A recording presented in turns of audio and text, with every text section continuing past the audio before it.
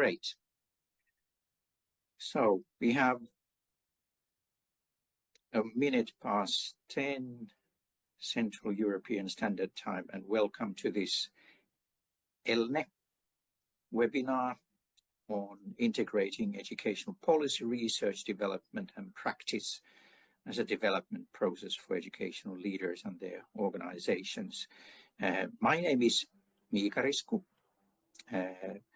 Since the beginning of this year, I'm the Emeritus Head of the Institute of Educational Leadership at our university, and I also work in the ELNE research team. And we agreed that I would have a few words about our webinar, and after that the rest of the presenters will present themselves. And as we are not that many, I would suggest that we deviate from the script, and we could have hopefully everybody's camera on and presenting you, John, and Corinne, and Federica, and Bianca as well.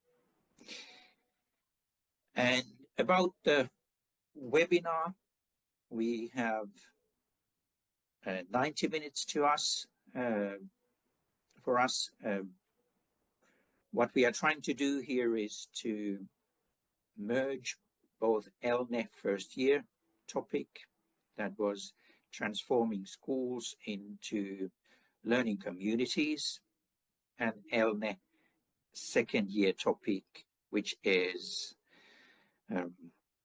dimensions of collaborative leadership, exploring together. And at our institute, we've created a model that we've been evolving, developing the last quarter of a century, one could say, and we try to both present the model and then apply the model and ask for your reflections on the model and comparing if you do something similar. The model is about leadership in education, and it's a lot about the evolving context, and how then educational leadership, which is the leadership in education, has been evolving, both to adapt to the changes in the context and also to have an active role in developing the context. In this work, we've come up with the finding that pedagogical leadership, which is leading the learning and development of communities and their members, is an essential aspect. And that's at the core in our model that we try to present to. So warmly welcome. And I suppose we continue presenting ourselves here in the order of Hanna, Elina, Kirsi, Eija, and Anduena. Okay, so hello everyone. My name is Hanna-Kaisa Pekkarinen, and I am the new one after Miika as a head of our institute. I actually work as a university teacher here in our university. So welcome. Hello, welcome. My name is Elina Fonse, and I am Associate Professor of Educational Leadership and working with this group here, Miika, Hanna-Kaisa, Anduela, Kirsi, and Eija in Institute of Education. Hello, I'm Kirsi Järvinen, and I am working as a university teacher here in Institute of Educational Leadership in Jyväskylä. Welcome. Hello, warmly welcome. I'm Eija Hanhimäki and I work as a senior lecturer in educational leadership. Hi everyone, I'm Duena. I'm a doctoral researcher finalizing a PhD in education and with a strong research interest in educational leadership. Welcome everyone. And could you, John, Corinne, Federica, and Bianca, also present yourselves? Good morning. My name is John O'Reilly. I work with the Teachers Union of Ireland. So I'm a union representative, former deputy principal in a large second level school. So good morning to everybody. Hello, I'm Corinne von Kimmel. I work in France. I'm a school principal and I'm a doctor in French literature. And so I'm very interested in the model you have created. Thank you. Yeah, hi, good morning, everyone. My name is Bianca. I come from Germany. I work at the Comenius Institute, which is a Protestant center for education. And we are always working in the intersection of research, practice, and policy. So that's why I was really curious about your model. And my role is also the European relationships to manage them from institute. That's why I'm here.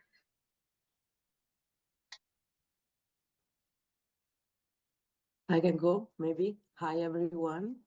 I think you can see me now. I am Federica, and I work as project officer at UNICA. It's a network of universities from the capitals of Europe. My background is in international cooperation, development, and education as well. So I'm very much looking forward to the model.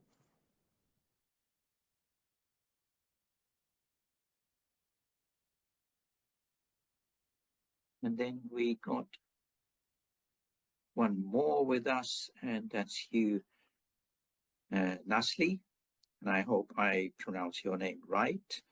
Could you also present yourself, and if you could have your video on for a while, we would appreciate that as well. Hello everyone, I am Nasli Latifai from Kosovo. I'm teacher assistant at Faculty of Education. Welcome you too, and welcome everyone. And Kirsi will continue from here and give a more detailed presentation on what we try to do. Yes. So in this webinar, we will give an overview of the pedagogical development model of the Institute of Educational Leadership. And first, at around 10:10 a.m., we will present this model, which integrates educational policy, research, development, and practice as a developmental process for educational leaders and their organizations. And then after that, around 10:40 a.m., this webinar will entail a discussion with participants of the pedagogy and the process based on the model. And then around 11:10 a.m., the following step in the process is to reflect all participants' ideas and development processes in their own leadership and in their own organizations.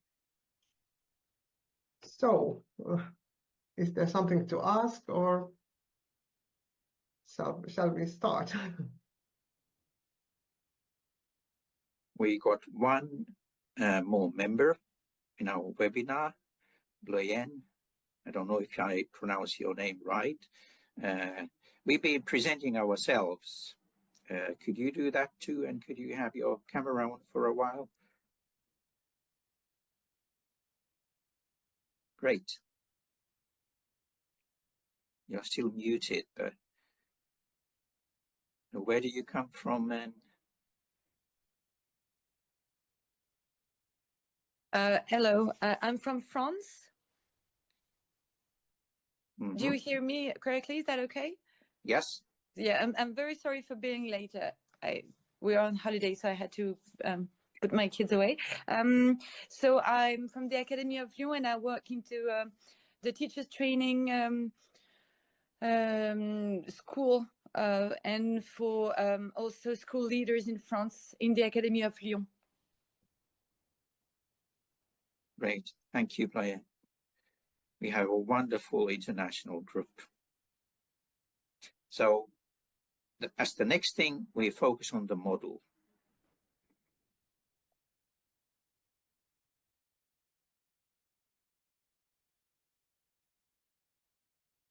Okay, I start with our theoretical approach and background of our thinking and our model.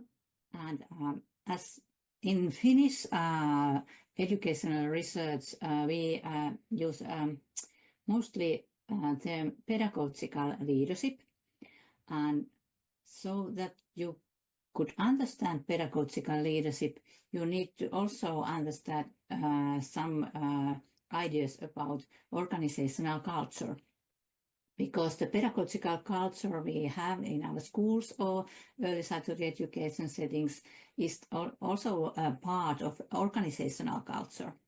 And the same idea as basis of pedagogical thinking is also in organizational culture ideas.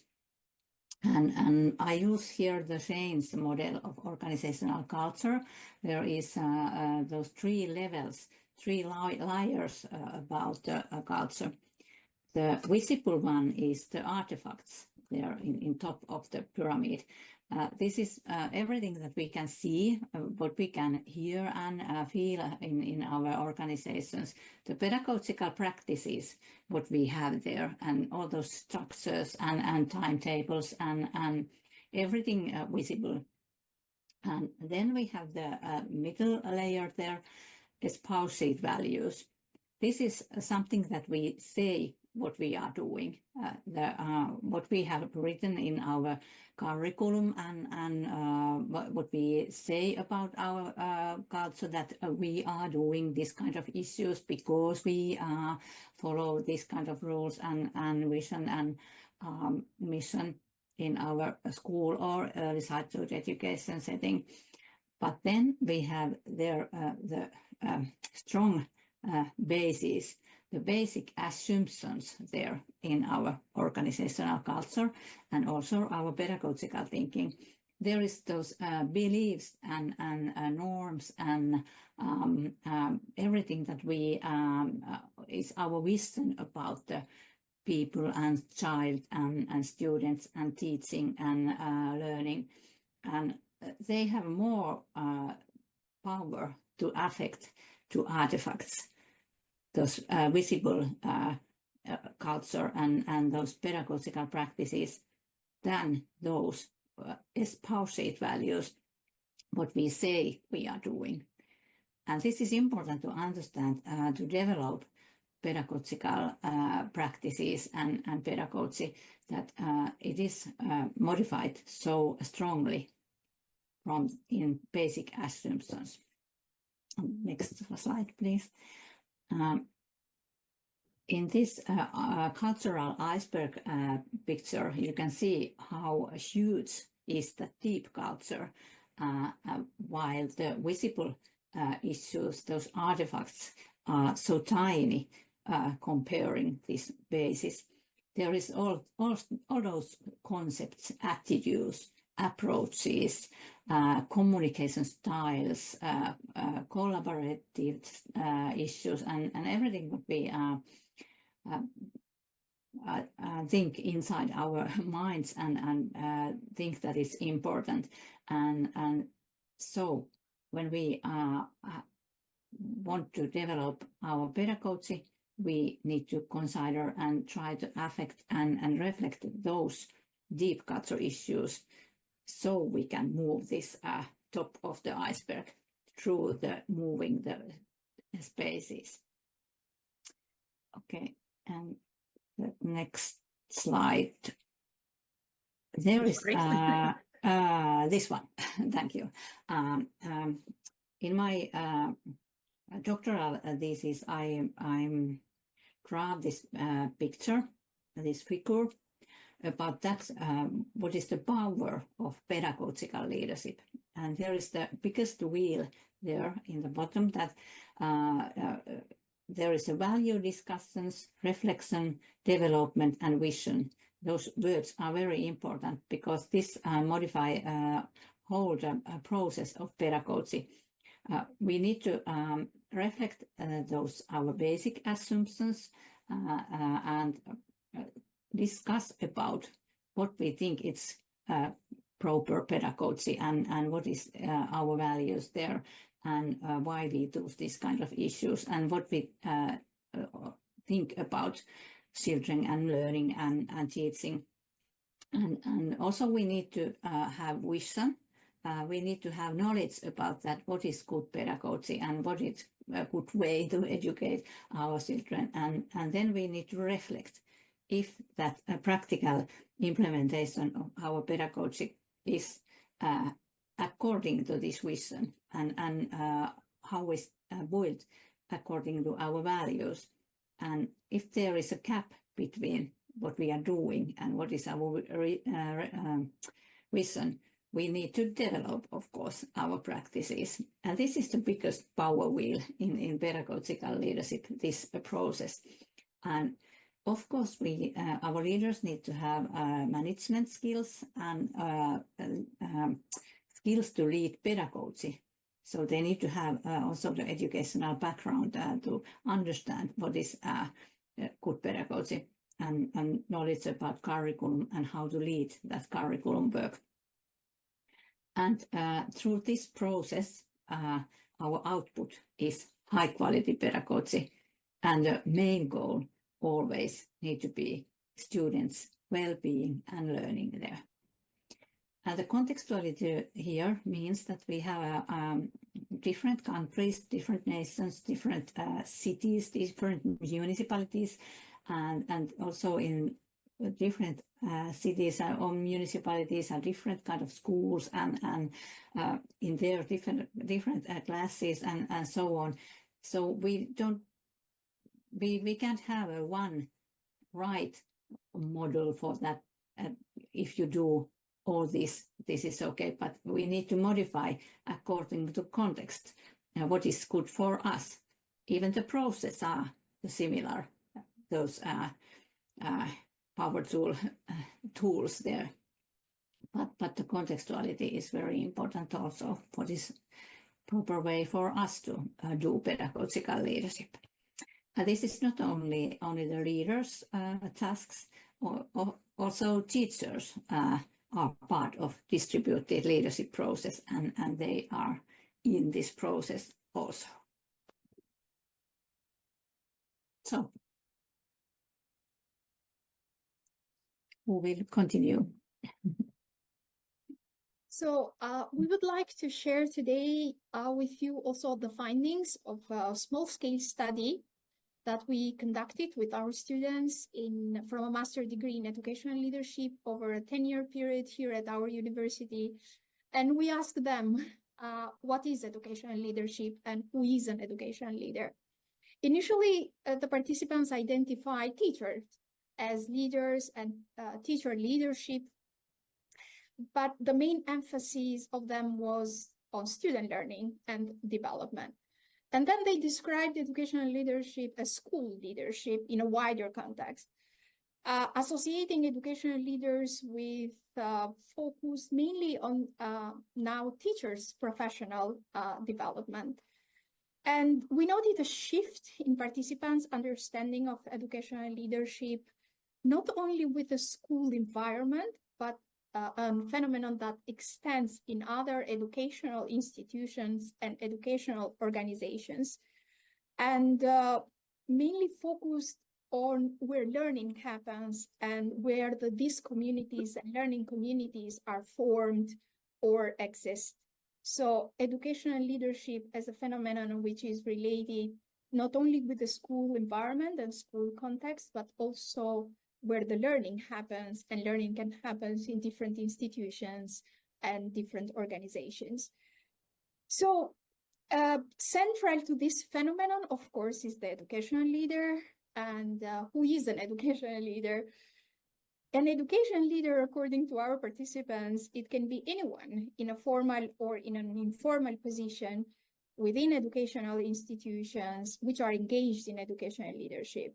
So this includes, for example, beside teachers and head teachers and school principals, stakeholders which are advocating for educational issues, but also individual working in research institutes or governmental agencies that formulate, for example, an educational policy. And what's the main duty of an educational leader?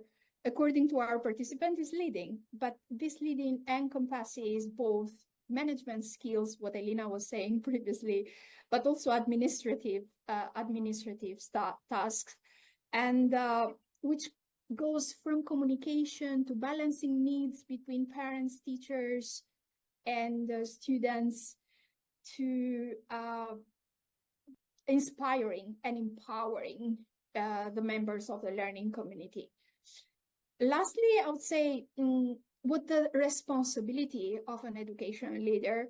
So besides supporting students and teachers and their professional development, their responsibility goes in a wider perspective in knowledge construction and dissemination, and to promote social justice and well-being.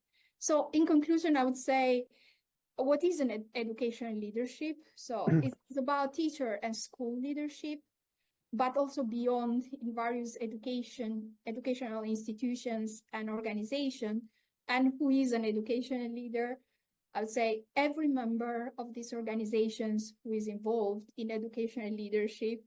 So Federica and Bianca, if you ever asked if you are education leaders, according to our participants, yes, you are. Thank you. I will now give the floor to Eya, my colleague. Thank you. It was a few years ago when we had 4 projects in Finland in 4 universities where we tried to both investigate and develop professional educational leadership. And based on that development work, research-based development work, we, for example, produced this model where we can see different levels when we think about professional development in educational leadership.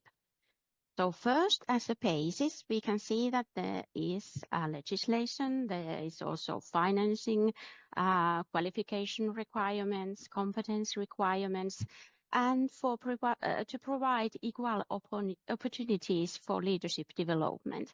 So this is a basis, but then we can see that an individual, for example, a teacher or a formal educational leader, is there in the middle, and she or he will develop her or his professionalism in many ways. For example, in formal education, in educational leadership, and learning through work, and then also trying to flexibly identify and acknowledge his or her competencies. So there are many ways. And if we, for example, think about that learning through work, peer support and mentoring are very important and helpful in professional development, and all those networks inside and outside the schools. Then we recognized that professional development in educational leadership, it has to be diverse and flexible, context-based, like Elina already emphasized, that contextuality is very, very important. And then also this development has to be continuous and research-based.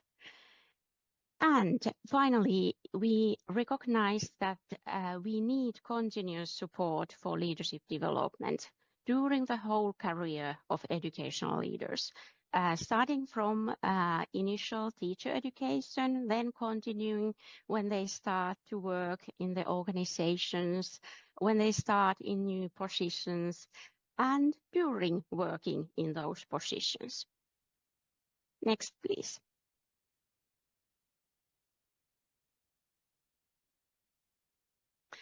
Then If we look at our pedagogy and our pedagogical models, which we are using in the Institute of Educational Leadership, we are emphasizing this kind of integrative pedagogy and concepts of identity, agency, and expertise in leadership training.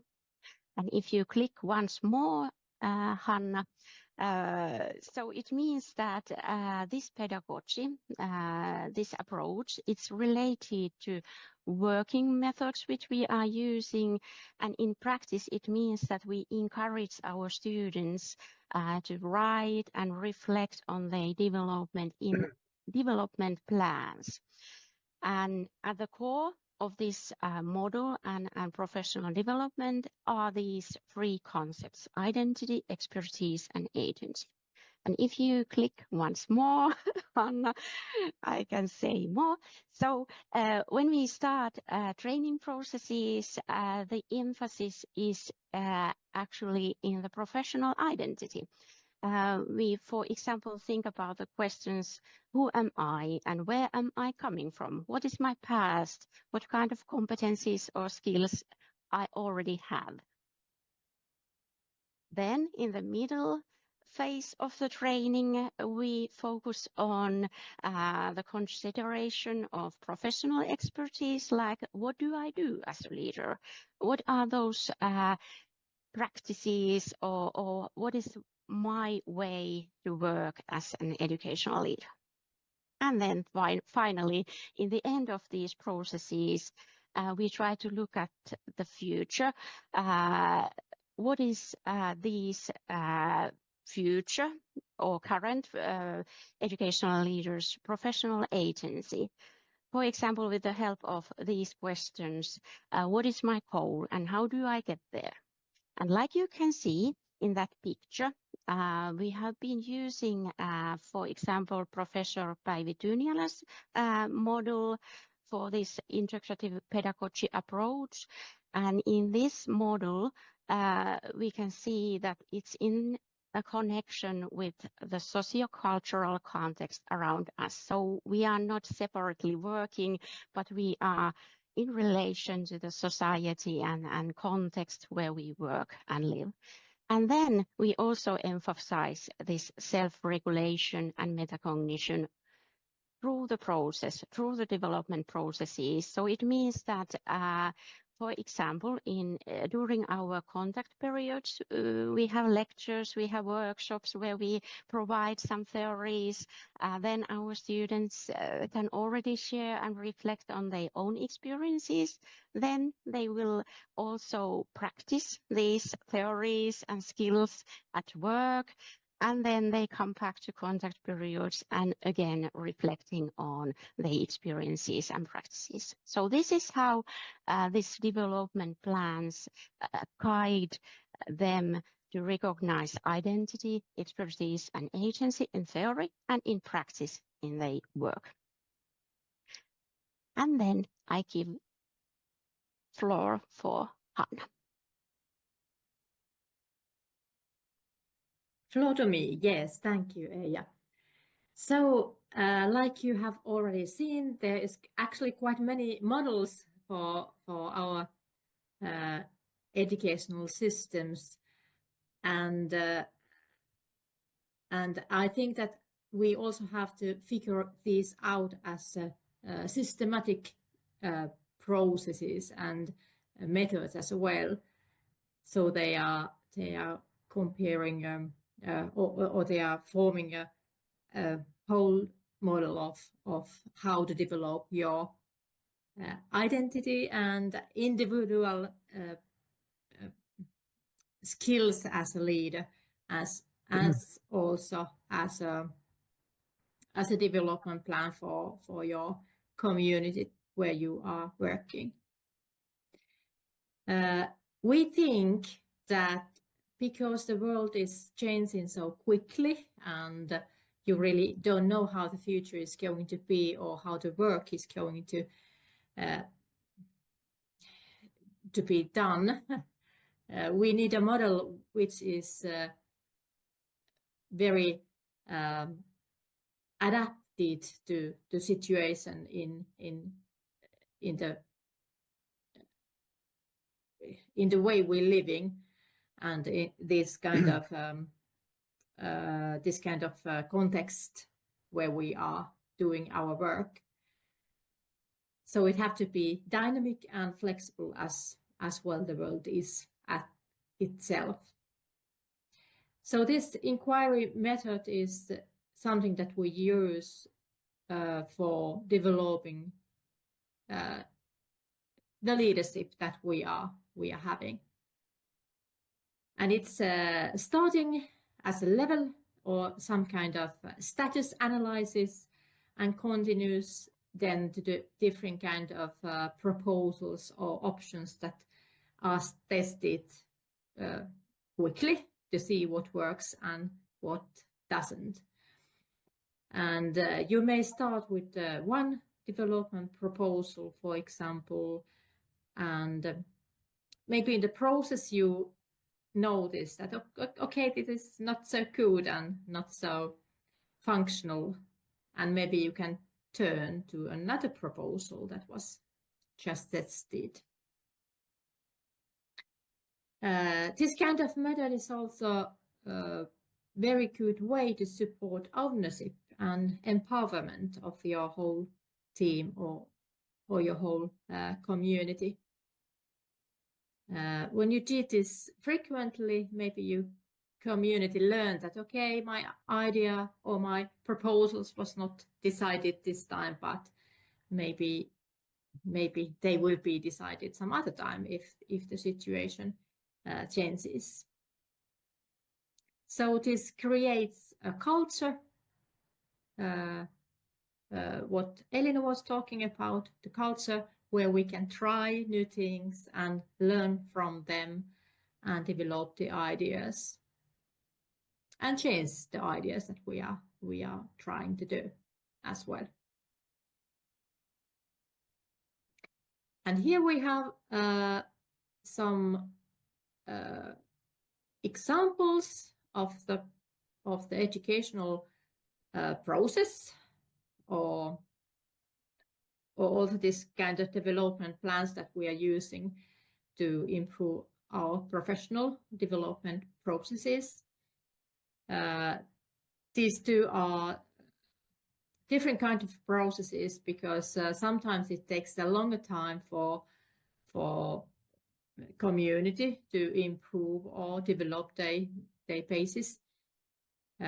Like, for example, when you are developing digital pedagogy or learning support in schools, for examples. And sometimes the development process is shorter and faster. For example, if we are having some kind of experimental tasks related to coaching leadership, where you can very quickly do just this kind of experimentals like open listening or asking for solution or giving praise and encouraging feedback to your colleagues, and so they can be tested in practice immediately and quickly. And as Eija mentioned earlier, we have this kind of peer or mentoring, peer support or mentoring, and during those educational processes we use that a lot, because this is something that we also want to show, that our pedagogy has to have this kind of collaborative learning, because this is something that we should do together when we are talking about collaborative leadership as well.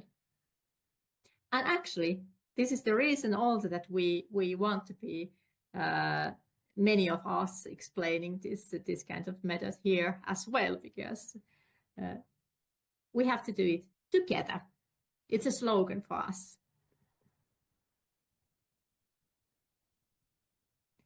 And now I can see that we have some messages. Do we have here?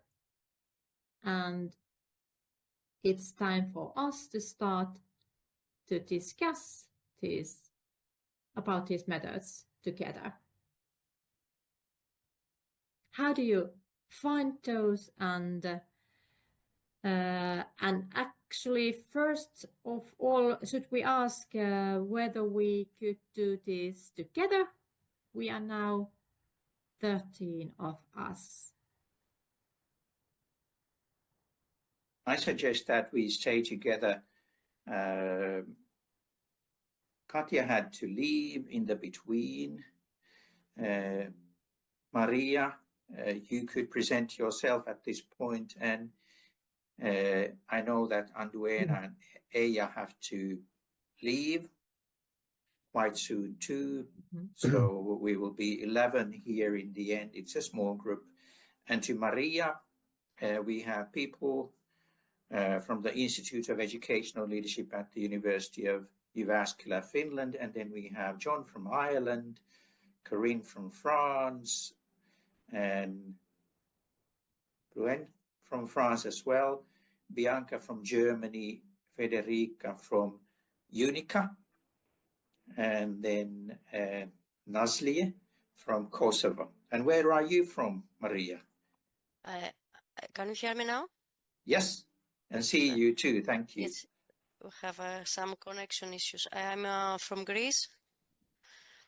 I'm a teacher in secondary education, and for the moment I'm working on the Ministry of Education.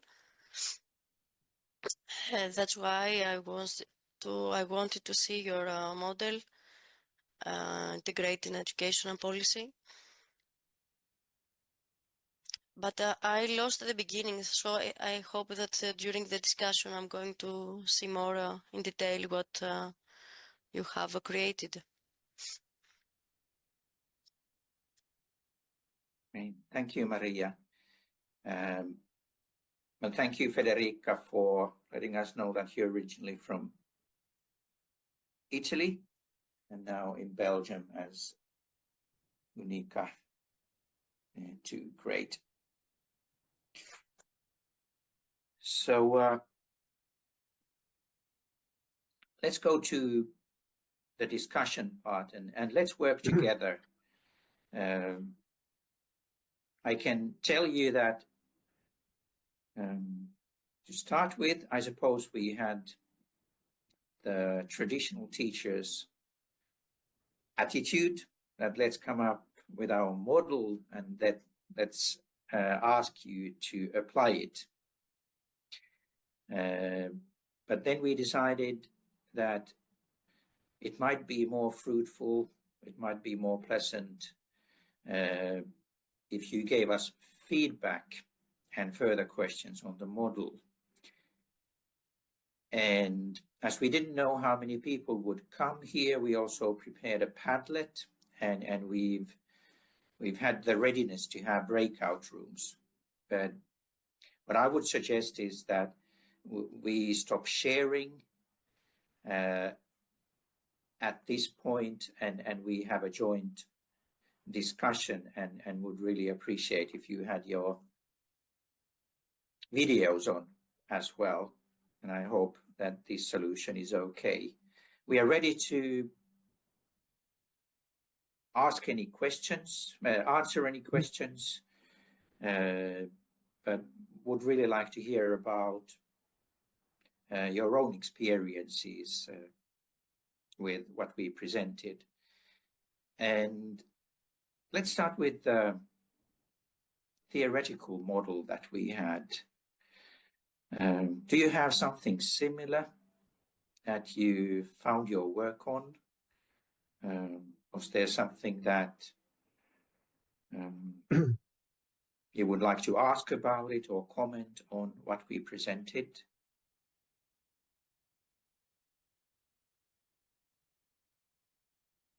And please,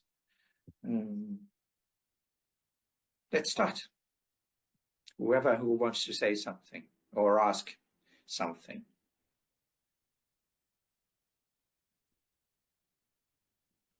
May I begin? Thank you, Corinne. So the models that you presented are quite similar to those who I know in France. I'm from Southwest France. And what I saw in those models is the importance of collaborative leadership, of peer support. And I think, but Bluen can maybe say it, I think in France, the collaborative pattern is not yet always in the mood. People do not always work together. It's not in our culture. We are quite independent as leaders. And the other thing that I saw was the importance of social, cultural, and environmental, I'm sorry for my English, systems. And that is very important in France, where every area has its own cultural nature. So that's the first things I wanted to say. Thank you. Thank you, Corinne. Who would like to continue and go ahead, John? Thank you. In Ireland, we have a model of distributed leadership where we have a principal, a deputy principal, and a number of assistant principals, depending on the size of the school. And this collaboration, it works very well when it works, okay? Sometimes the difficulty is people go back 20 or 30 years where the principal was the sole leader, and that can cause difficulties where, you know, people find it difficult to let go of some of the things that need to be done. The other issue we have, and it's quite a recent phenomenon, in Ireland, we have had a change in pension structures. So if somebody wants a really good pension, they need to become promoted very quickly. So we have a lot of very young principals, and our view is that sometimes they lack a little bit of life experience, and we have difficulties arising with older members of staff who have a little bit more experience. Next week, I make a presentation to Irish principals around, you know, union issues and things like that, which is, I suppose it's different to educational issues, but it goes to the role as a leader. And sometimes our principals react quite badly when there is a grievance or a complaint. And I have to explain to them that's just normal, that people will have a complaint or a grievance. It's not, it's how you deal with it is where you show your leadership skills. Okay, so look, I mean, our model ties in with a lot of what was said here. We do think that democracy is always good. Okay, a lot of our decisions are made by consensus. So even a simple thing like starting the school year, when do we start? There is a bit of flexibility, but the staff vote. Okay, and we say the decision is made by consensus, and that works much better than the school leader making that decision for everybody. So, as I said, huge progress in Ireland in terms of distributed leadership, you know, which ties in the model to the model that you've explained. And from our point of view, we work on that too, and we welcome it. Thank you. Thank you, John. Very interesting. Go ahead, Bianca.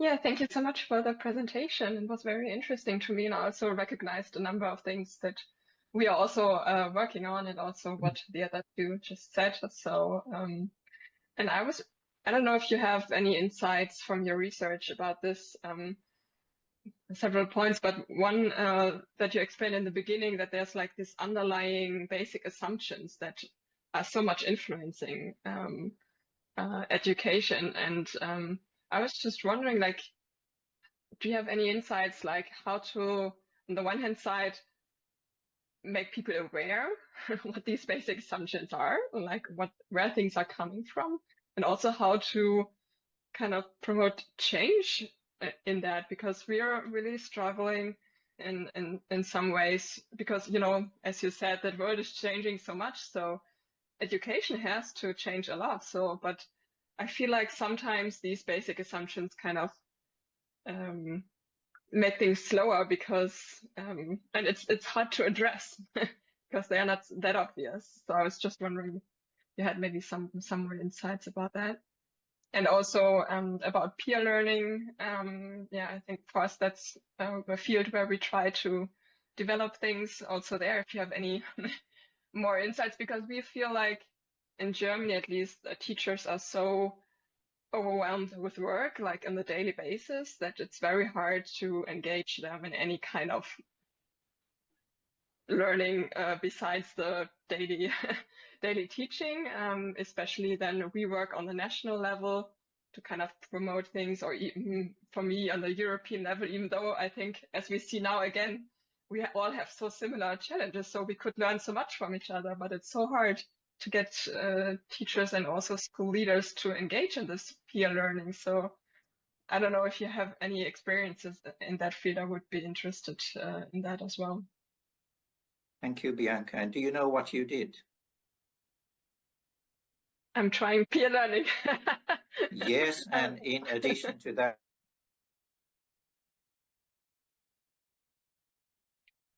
Okay. Peer anything right now? yeah, go ahead, Elina, and thank you, Bianca. Mika, you was frozen for a while, so we don't know what you said. But it's okay. Elina, you can continue. Yes, we don't know what you are trying to say that Bianca done. Oh, I was frozen. Yes, you were frozen. Yes, you was okay. frozen. Yeah, what I said was, Bianca, you started a dialogue. Yes. And thank you for that. Yes, thank you, Bianca, for your valuable ideas. And I want to continue with that, how to be aware about those basic assumptions.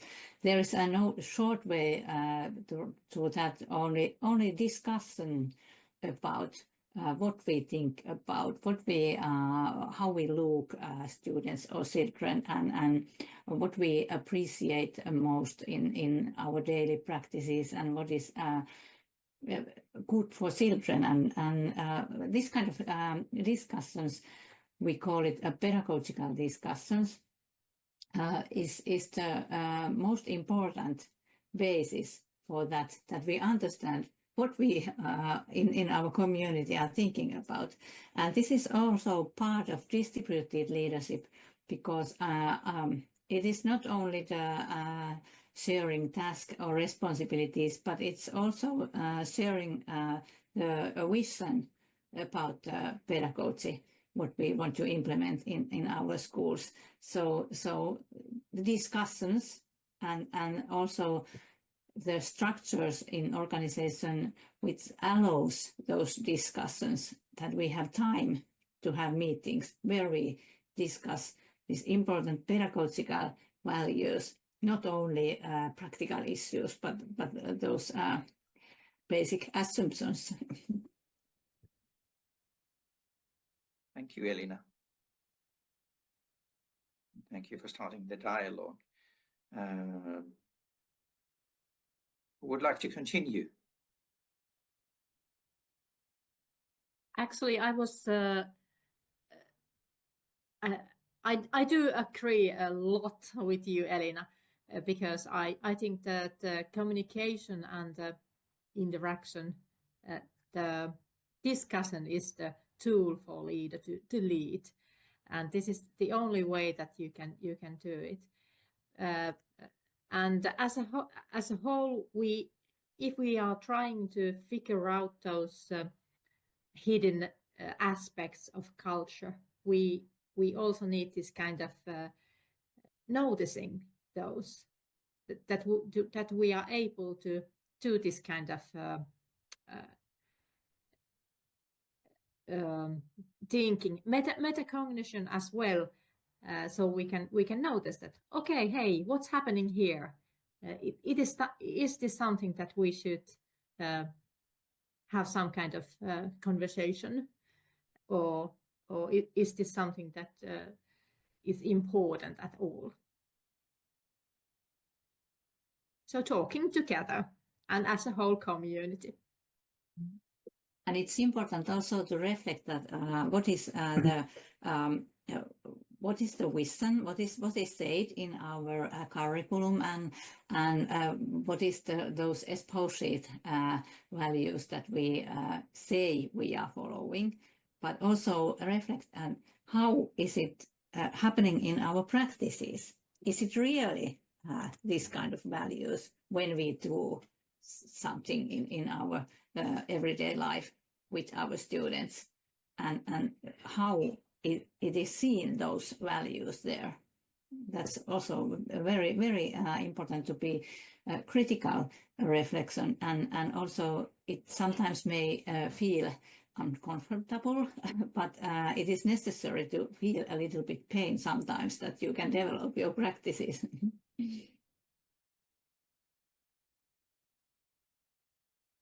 Thank you. Okay. Or what do you think? or how do you manage to do that? What kind of structures do you have for the discussion? Or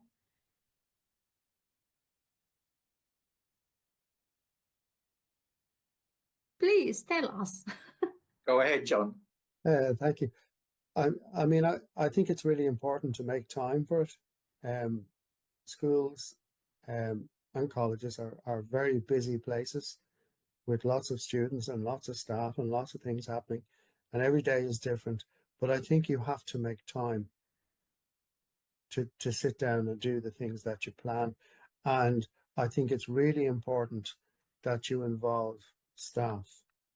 Staff will always feel empowered if they are part of a decision. Okay.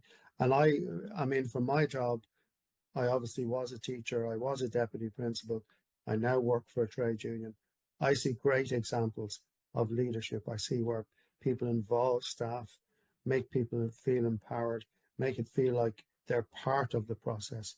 And then I see bad examples where you have somebody who dictates, and that causes ill feeling. Okay. And sometimes it's difficult because people work hard to get promoted. And then when they get there, they say, right, I am the boss. And that doesn't work very well. You know, it works when you bring the skill sets of all the people that you work with. That is really important. And you recognize the experience that they bring and, you know, their previous teaching experience and things like that.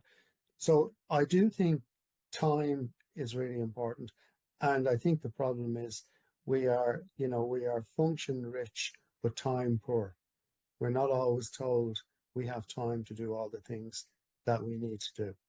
But from my point of view, we continue to encourage people to do that, to take time and reflect on what's happening and reflect how things can be done better. Thank you. Thank you, John.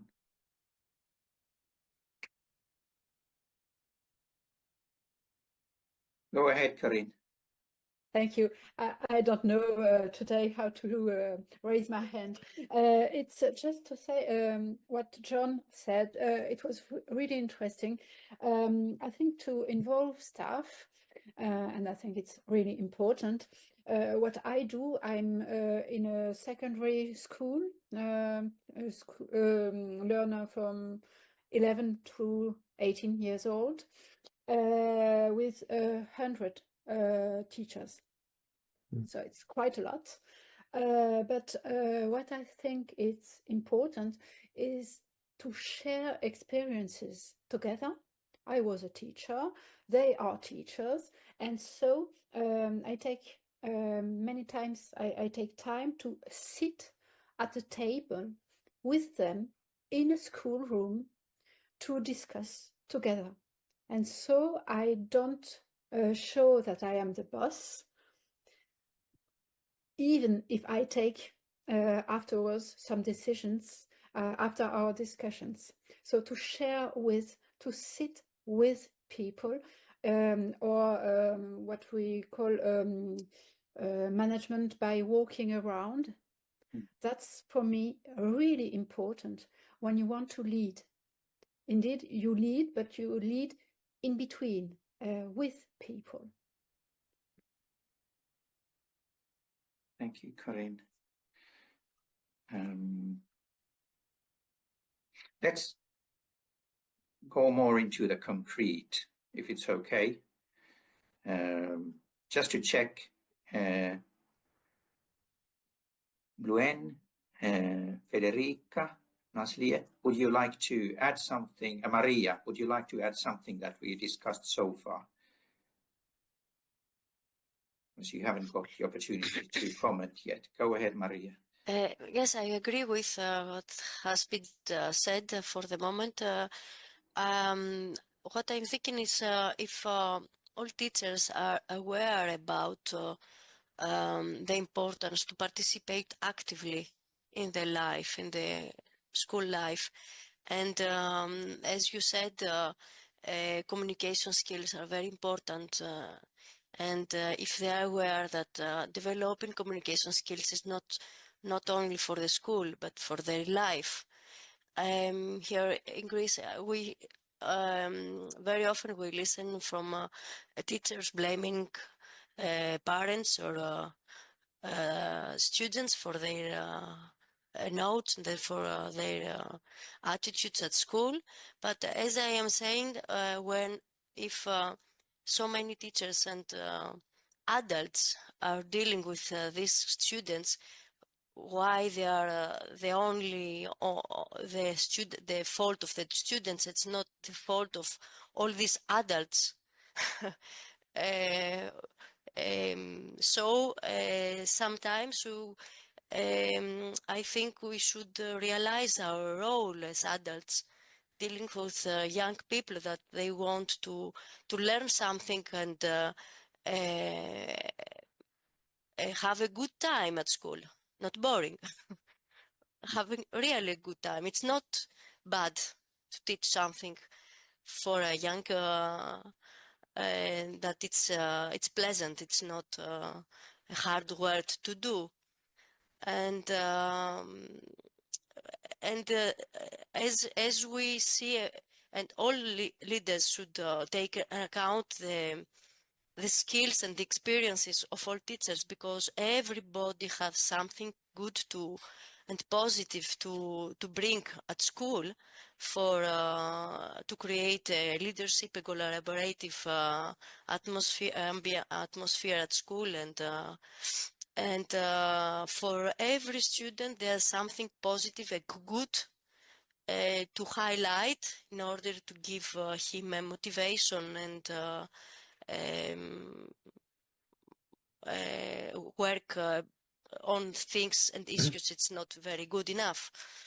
I think that I don't know if there are researches on how teachers are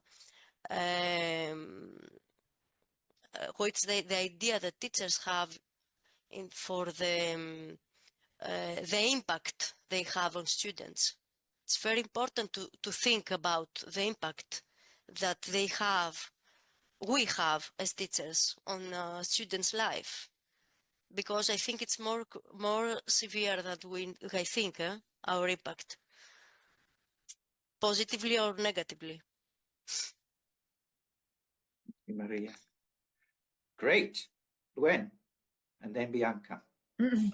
Yes, just maybe to add to everything that was said so far, I would say that maybe something we lack actually is some kind of long-term, structured, cross-bordered teacher training initiative that would be really recognized for itself, and maybe at a European level.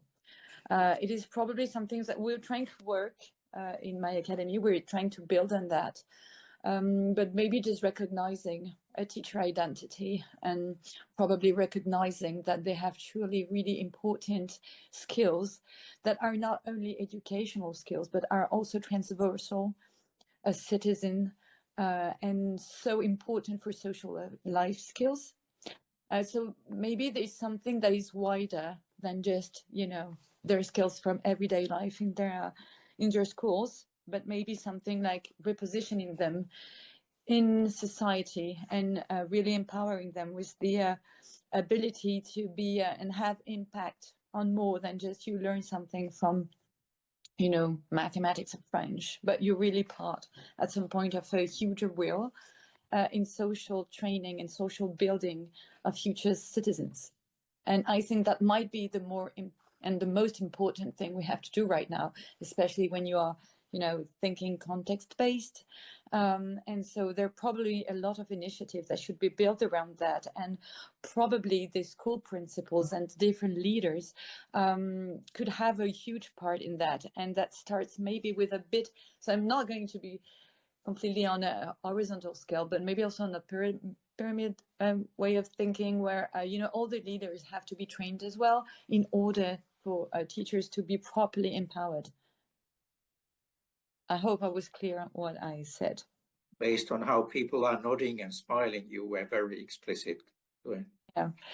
So we're trying to build on that. We are actually trying to, you know, use the Teachers Academy call for 2025 to think about different ways to do that with, you know, partners from all around Europe, and we're hoping we can have an impact. Thank you, Bluen, and thank you, Federica, for writing in the chat. And go ahead, Bianca. Yeah, thank you. I wanted to react to Maria's question because just yesterday I was at a book presentation, and the book was research-based sociology in Germany, but about education. So the book is entitled something like Translated Children in Minority today. And they were actually talking about really the impact that adults have on children, both in private settings, but also in schools. And they did a research where they actually asked children about this. And they found that, and that's really a big problem, they said, that on average in Germany, the local communities where they researched, two-thirds of the children in the fourth grade, so they were like 9 or something, 8 years old or so, where they said, yes, there is at least one adult in school who cares about me, but 1/3 didn't.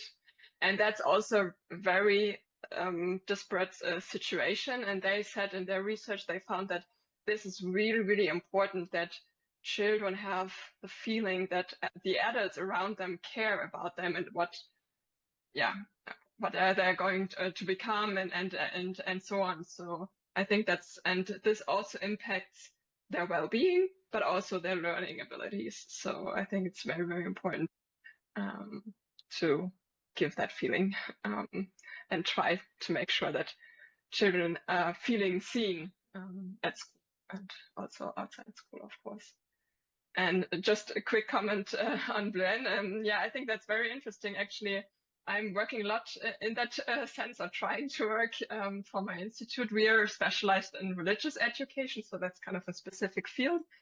But there, for instance, I'm part of the European Forum for Teachers of Religious Education. So we are a European-wide network, and we try to develop exactly these kind of things. So I would be very interested in what you're doing and what kind of cooperation you're looking for, what you're already doing. Thank you, Bianca. Naslia, anything you would like to say?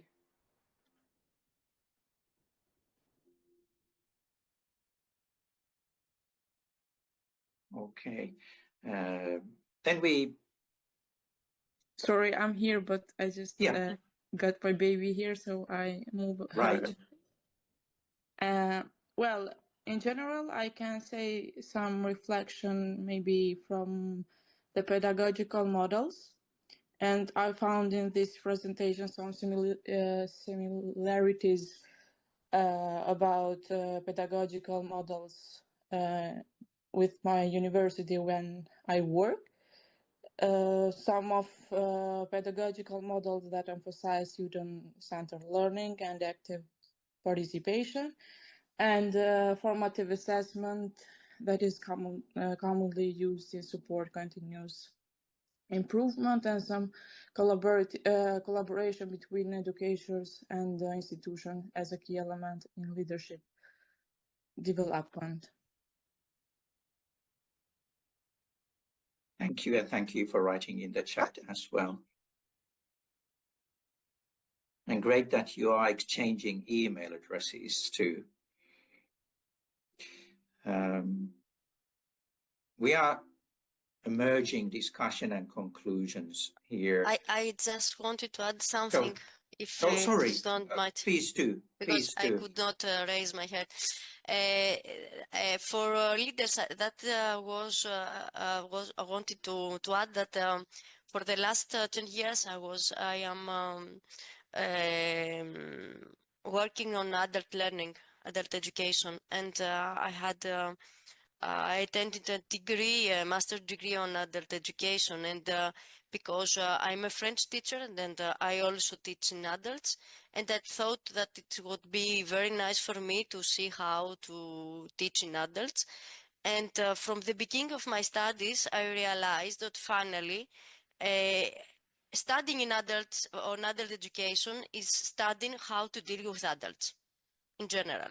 So I realized that leaders that having a staff, not only students in their schools, they should be aware of the profiles of adults, their problems, their values, their interests, and respect everybody is there, and find and try to see what is valuable and positive, because that's why that is how it's going to work when you are working with adults, because our colleagues and our staff in schools, they are adults with their problems and their perspectives and their thoughts and their convictions. So we are there to help them work and collaborate with others, respecting their personalities. It was a very, very good journey for me to realize how sometimes we don't think so much about others, about their convictions and their personalities, and we just say how things should be done, and we don't really take in account the specialities of people working with us. Thank you so much. May I continue? Please do.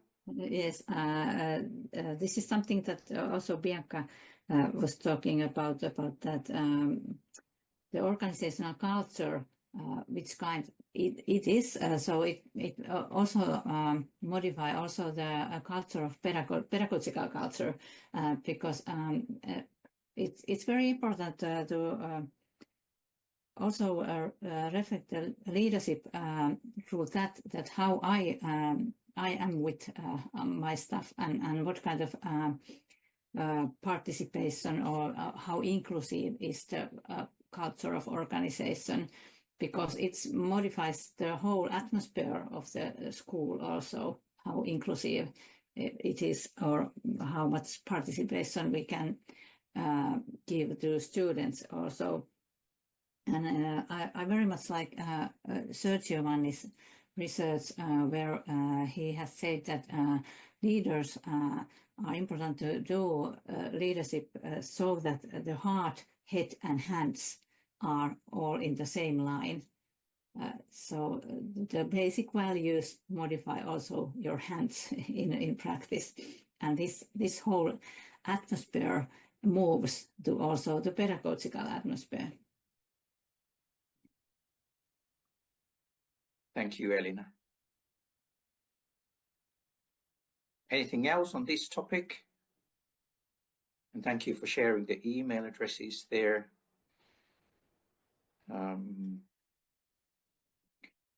Let's discuss the concrete pedagogical model that especially Hanna presented there at some point.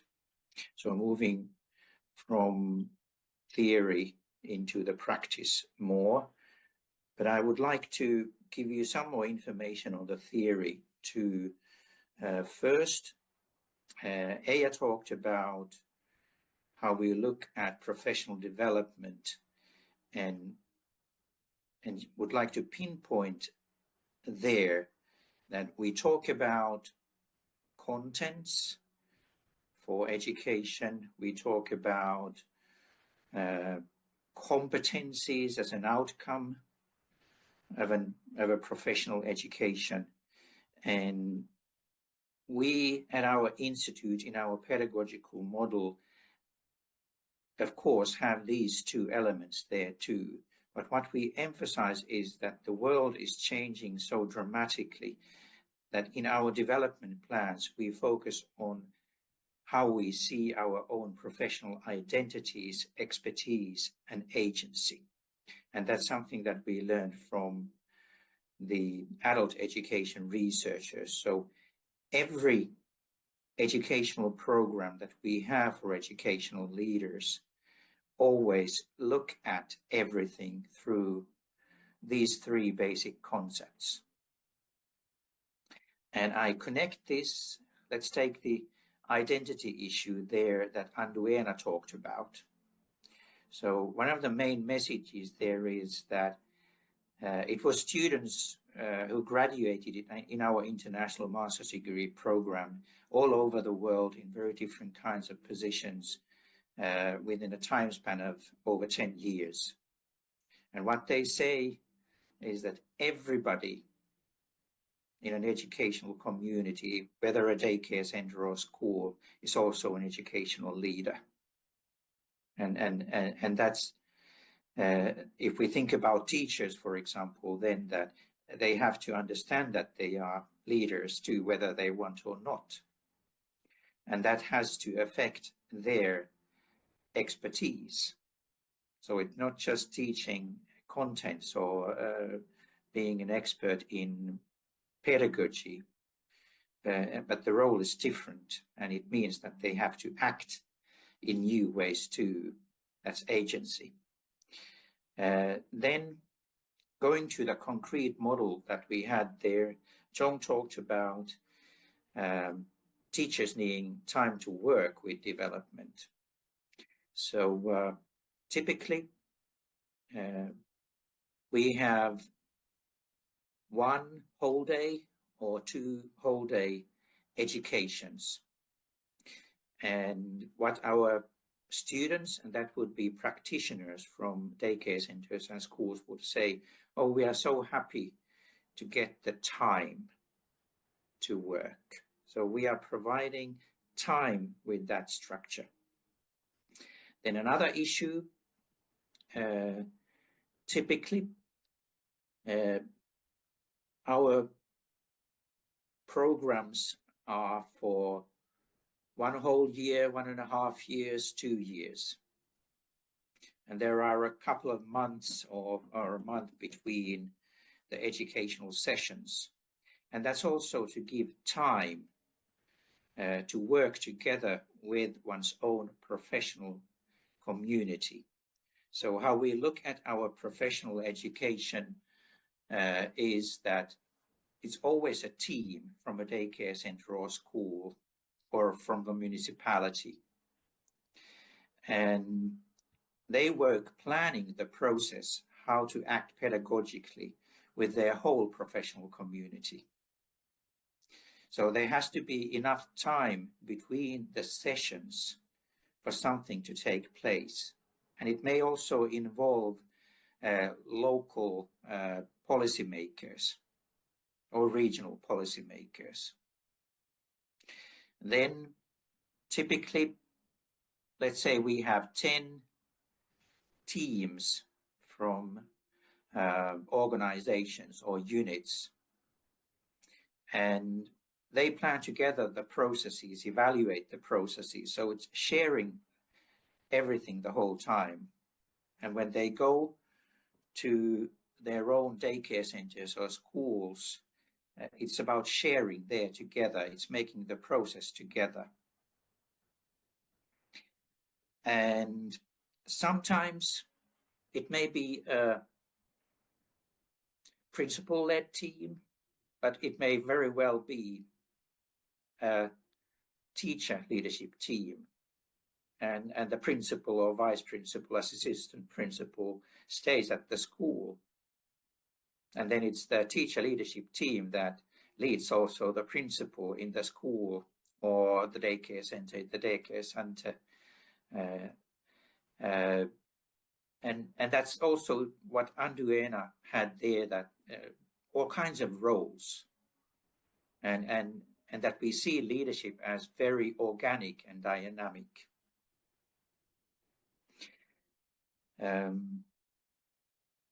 And I would be interested in if you are having something similar as structures and processes and attempts. And for example, you, Maria, at the Italian ministry, that do you provide funding to have these kinds of processes? And to John from the teacher union, do the Irish teachers have an opportunity to do something like this? And you were worried about the space that they have. But it's looking at the dimensions of collaborative leadership, exploring together. Okay, who would like to start? And I know I was very obscure with instructions, I always am. Go ahead, John. Thanks, Mika. In Ireland, we do have 33 hours for meetings set aside, you know, that are part of the school day. The difficulty is, though, that other issues happen in the meantime. So that space that's needed to talk about leadership and that is often interfered with by an incident in the school where a student gets sick, or there's a fight, or there's a disciplinary issue. So sometimes it's put on the back burner, and the main issue is to keep the school functioning. Okay, we would welcome more space for planning, more space for collaboration with colleagues in terms of best practice and things like that. But it is, I think I said it already, we are really busy and we are sort of time poor. So if you were to suggest a day off for staff to come together, you would have a kickback from parents who would not like a day off. They prefer their students to be in school, even if you persuaded them that that day off may lead to better teaching, better leadership, better management. You know, it's not seen as a priority sometimes, but it should be. Thank you, John. And thank you, Bianca, for the question there. If I can rebound on that, I would say that I do agree. We would have exactly the same kind of reaction about parents if we were to propose some kind of day off. Like in Canada, they do have their Teachers' Day, every once period. So it's one every 6 weeks, I think. And they just gather, they come to school, they're in those students' school, and it's time when they can have meetings, when they can evaluate, and they can also, for teachers, it's really interesting because they evaluate together and they can compare the way they evaluate, and so they get to something that is fair, I would say, in terms of even evaluating students. But maybe it also comes, and it's going to be my lead in most of the things I say, it also comes for society education. It is not normal that parents would think that teachers taking a day off is a day off when they're taking it in order to speak about and making education better. But it's something about a more common and a more global way of considering what the teacher's time should be. And maybe we have here a political issue of political leaders, and I'm talking about higher political leaders here, who go and trend to say that teachers should be in class and it should be in front of the children, and they never say that they could have and they should have time to discuss what they see. Not that far ago, we had a former president of France saying, well, you know, being a kindergarten teacher, well, it's like what, 25 hours work. And never considering that the rest of the time that we are actually fostering ideas and that we're talking about, you know, just talking about the behavior of a child is also work. And it's also the thing we should have time to do. But this is not just complaining, it's just saying that we have a huge education to do inside our political systems, just explaining what a teacher's job is, because I think that we have come far from it. And maybe there's something about, you know, the COVID crisis that, you know, had people just thinking they could be teachers and just thinking that making class was most of it. And I think maybe it enhanced that kind of feeling. But so maybe taking a step back and going back to opening and starting a dialogue about what teachers' jobs are. Maybe there's something that just taking it, you know, baby steps, one step at a time. Going back to what teaching is, what a teacher competency is, and what a teacher's day should be, and why it should be that day, that all those informal moments, and I'm talking informal, like not being in class moments, are as important as being in class, because when you never reflect or you don't have time to think about what you did, then you're not a great teacher. And you cannot be, and you're tired, and you don't have then the time when you are in your personal life, you don't have and you don't want to spend more time thinking about that. So it's maybe, you know, a whole society education again, and it's not being revolutionary, but just saying maybe we could find space and make space for that discussion to happen. Thank you, Bluen. I would argue if you were here, I will do it like this virtually. One of the reasons that we want to focus on identity, expertise, and agency is exactly what you said, that what is teachers' work and what is the mission of education. And we think that both of these are dramatically evolving. And that's why it's not just enough to talk about contents and competencies or capabilities. Go ahead, Bianca. Yeah, I wanted to react to this because it made me think again that back to the beginning, the basic assumptions that are underlying our education system. And that nowadays, actually, teacher needs to be a lot of different things than it used to be. And but these ideas are still there in people's minds and society and so on. So that's why I'm also thinking about this, like how can we actually make changes to these basic ideas and actually come to a new idea of what education is actually all about, and how we can actually, make it in a good way in the society we live in today. And I think there are a lot of different tasks and things that teachers are confronted with nowadays. So, and that's really something I'm really struggling with, like how can we develop this? And that was actually also part of coming back to what I said before, the book presentation I went to yesterday, just a coincidence really. They also said that a lot of this is a change. It's not necessarily a lot of money that needs to be invested, but a change of culture that needs to be done so that schools would work better nowadays and children would have a better time there, actually. So, and just one last comment. I've been working with colleagues from different European countries also on the question of what actually motivates people to become teachers. Our article is not published yet, but so we were from Wales, Latvia, Estonia, Austria, and Germany, and we looked at like what kind of models are there, like and tried to apply that to our field of religious education teachers. And one aspect we found was really that also it can also be a factor for people to not become teachers because they see that there are so many new demands and tasks and things they need to do, but they're not prepared for it in a good way, or they don't perceive their own abilities in a way that, oh, I can do that, but it's rather something that hinders them to get into the field. So I think that's also a very, very important thing also in terms of teacher shortages that we have in many countries and so on. And Thank you, Bianca.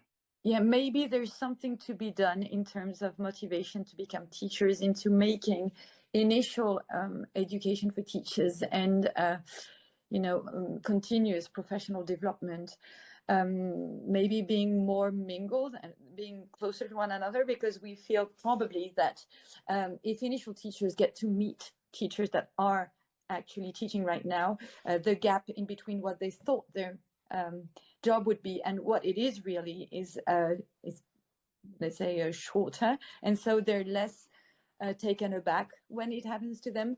And also when you have continuous professional training and they meet future teachers, we also feel that there might be some motivation here, because you feel more connected to what the young people are and want to be.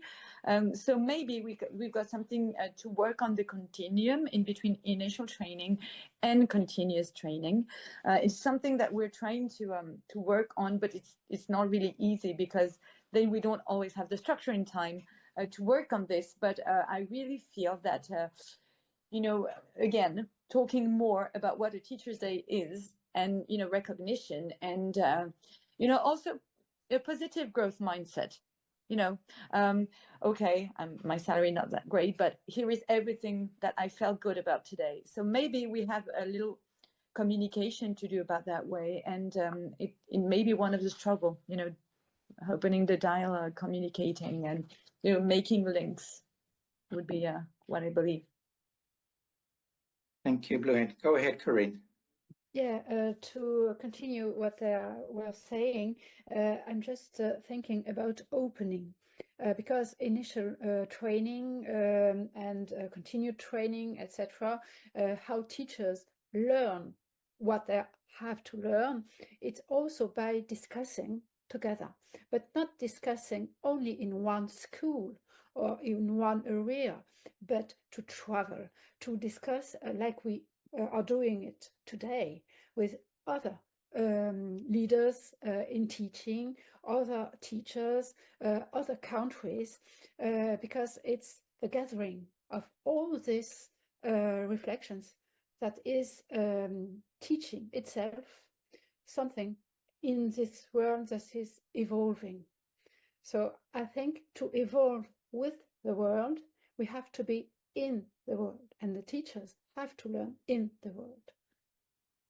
Thank you, Corinne. We have 1 minute time. Most likely we will extend that a bit. I hope it's okay. I've been enjoying a lot in our webinar. I hope everybody else is. We've been authentically discussing. I will synthesize so that as to the pedagogical model that we presented, we more or less see it in the same way. And then there are different kinds of contextual factors that there's a model for that. I'm trying to see if I can have it there. Yeah, I don't remember the third author's name, Paul Magaya, and I don't remember the year. It's about English general secondary schools. That whatever we try to do, we individually interpret what it means. We recontextualize it in our own context and from our own role. And based on this, we start enacting. And one of the ELNE principles I think that we have is that we are not trying to find for universal or especially not uniform solutions, because we don't believe in them. And that's why, for example, it's collaborative leadership, dimensions of it and explore it together. But we are very interested in what there could be as common factors and elements with which we could then develop education policy and steer research and practice further. And one of these things is, and I would like Hanna-Kaisa from the Institute to conclude this session. Our people just got, I think, significant funding to develop what we've been talking about here, together with the other Finnish universities coordinating that work, and it includes also an opportunity to do international collaboration. So what would you say, Hanna, about the ESR thing? Yes, about the ESR plus funding, which is called CROAD in English, meaning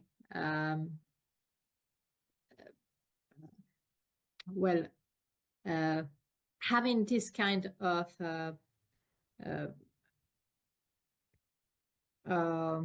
what is the word for?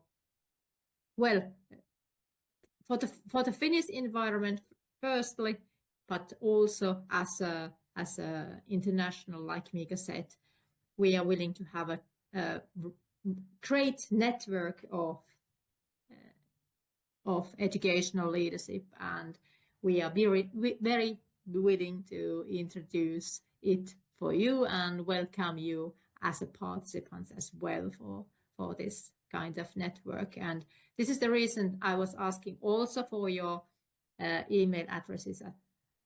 Maybe we can inform you when it's starting next month, actually, in the beginning of April.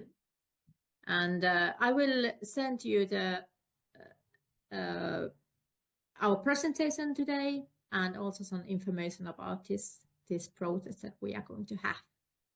And if needed earlier, or if you have anything to ask for our presentations, so I will add my email here as well, so you can connect with all the others by it as well.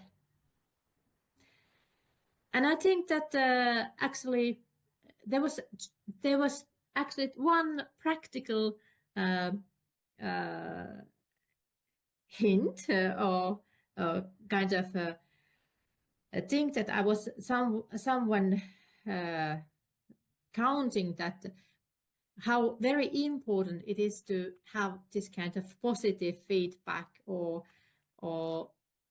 things to be said without having so much time, that if we are giving some positive feedback or saying hello to anyone in the schools or daycare centers, to their colleagues or the students, and if we are having 190 school days during the year, and if we are giving just 3 praises during the day, or saying thanks or giving positive implementations to the others.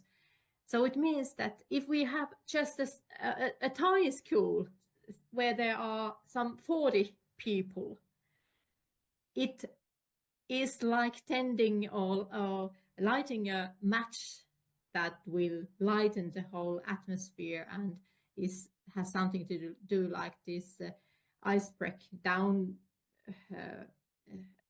what Elina was talking about, that it means that it's going to be more or nearly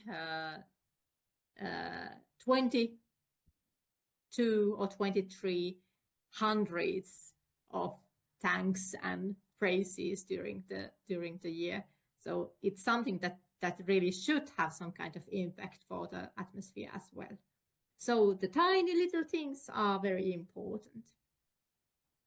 Thank you, Hanna, and thank you, Institute of Educational Leadership, people for preparing the webinar, and thank you for joining the webinar. And please do join the other European Education Month webinars as well. And please there to be so beautifully active as we've been here together.